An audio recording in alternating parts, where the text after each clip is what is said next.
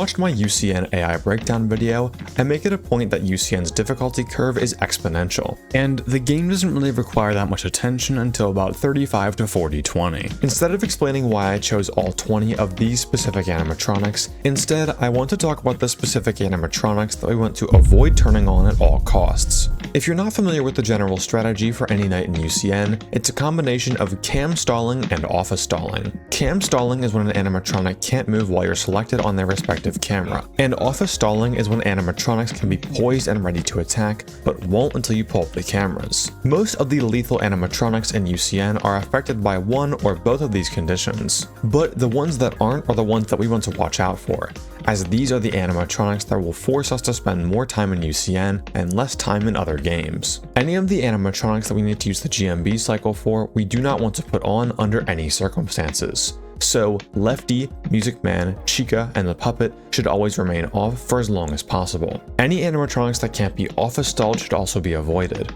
Afton and Ballora can both appear and jump scare you without the cameras being pulled up, and are primarily sound cue and reaction based, so we definitely don't want them on. We also don't want Phantom Freddy or OMC on of FNAF engineering next to the Braden FNAF 2 strat. But to understand how this works, we're going to have to briefly explain some FNAF 6 AI. In other FNAF games, difficulty is often scaled through an AI value, with this AI value increasing as the nights go on, and that same AI value determining the chance of an animatronic moving, usually out of 20. However, this AI value never changes the interval of that animatronic.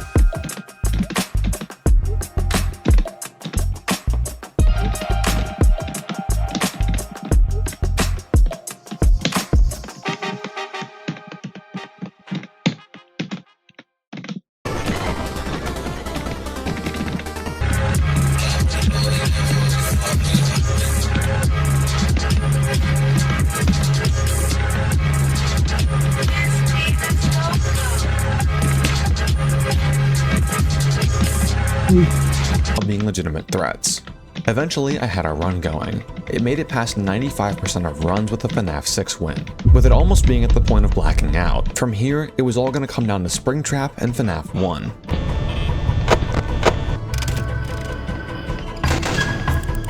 Oh my god! I forgot about UCN, holy shit. After almost failing a reset in UCN, tragedy struck. UCN was over, putting the ventilation before he jump scares you so you can get the reboot interruption and start FGPing earlier.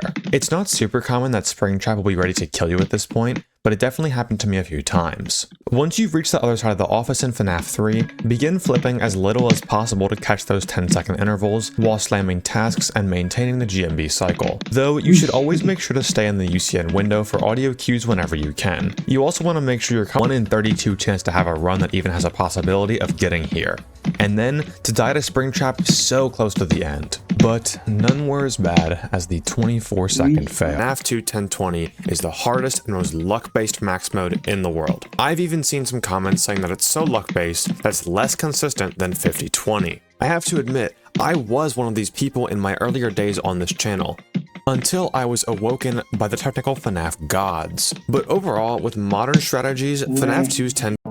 If you want to play like this, you do not need to be doing this forever and ever. Do you know how many months I spent learning how to do this as a kid? When in the same amount of time I could be learning. Time that you deal with a withered animatronic, you should be getting rid of all the vent animatronics. So why are they still there? Well, there's still the animation of putting the mask on to account for. And when you hold your mouse down at the bottom of the screen, you'll never have the mask on for the full 5 seconds. Waiting that extra 0.5 to 0.75 seconds will keep the mask on for the full 5 seconds. Getting rid of every vent animatronic except Toy Bonnie, meaning you only plan to feature a toxic meter that would fill up after extended use of the Freddy mask. There's not much to say about this feature other than the fact that it would make 1020 a bit more RNG based as an extra added threat. The video that I'm playing in the background is just a guess on how the timer would work, as it was scrapped pretty early on, so we don't know what kind of numbers it may have used. Hidden AI caps. In FNAF Custom Nights, the are as follows. In FNAF 2, everyone is set to 0 AI, so you only have to worry about Foxy, and in FNAF 3, it's identical to Night 6. In FNAF 4, no one is active for the entire when the night starts. meaning that on 5 seconds, 10 seconds, 15 seconds, and 20 seconds, the game is going to check Foxy's equation. I don't know exactly what random number I got in this situation, but they would have all had the same outcome, so I'm just going to say I got a 24. And that Foxy should always be flashed within 3 seconds. And if you remember our equation from earlier, that checks out with the worst possible luck you could get. This strategy was much more consistent than previous strategies, and usually had players beating 10-20 within 1 to 2 hours. Though there were still some problems. While Foxy and Toy Bonnie were understood much more, cycles weren't fully optimized yet. So if you recall at the end of a 10-second interval with no music box, usually due to Toy Bonnie or no blackout vent attack, and office animatronic end, have we removed RNG from FNAF 2 and made it consistent enough to beat 100 times in a row? No, we have not. Unfortunately, possible precision, until I got an idea. In FNAF games where players have to hit specific locations super quickly, players will sometimes use sticky note strategies, and put sticky notes on their monitor so they can aim to a location before it's even on screen. Video and would like to see a part 2 where we cover FNAF 4 to UCN, please like, comment, subscribe, and join the Discord. The recent support on the channel has been absolutely crazy, and I am so eternally grateful. So again, please keep it up, it's been wonderful. It might be a bit until the next his game. Mr. Hugs is guaranteed to move every cycle, so he'll never be in the same spot that you already blocked off in the last cycle. Meaning that if you're on a camera and Mr. Hugs isn't there and the other camera is blocked off, you know for sure that Mr. Hugs is currently in the only other open camera. These minor optimizations, honestly, it was probably the most demotivating part of the entire night.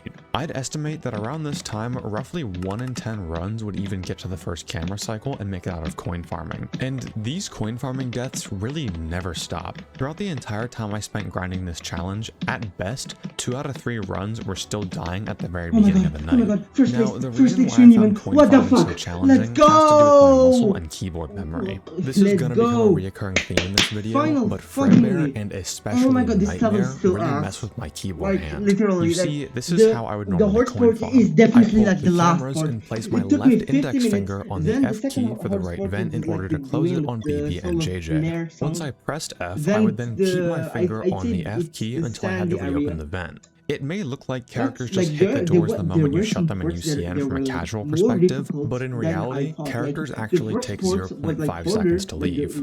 They also only have 2 timers, a kill timer and a leave timer. So if you happen to have a door closed and don't fill up the 0.5 second leave timer before the kill timer runs out, the animatronic will just phase through the door and jump scare you anyway. So UCN isn't like literally every other game where they either leave on a movement opportunity or just instantly bonk when the door is shut.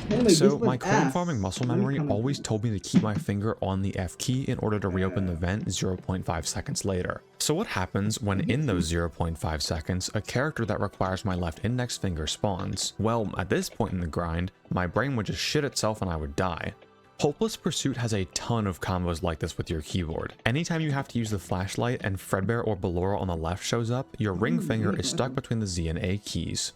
Anytime that you have to close the front vent and use the silent ventilation, your middle finger is stuck between the W and 2 keys. And if literally any of these things happen, your index finger is stuck between the 3, E, D, C, and F keys. This is why characters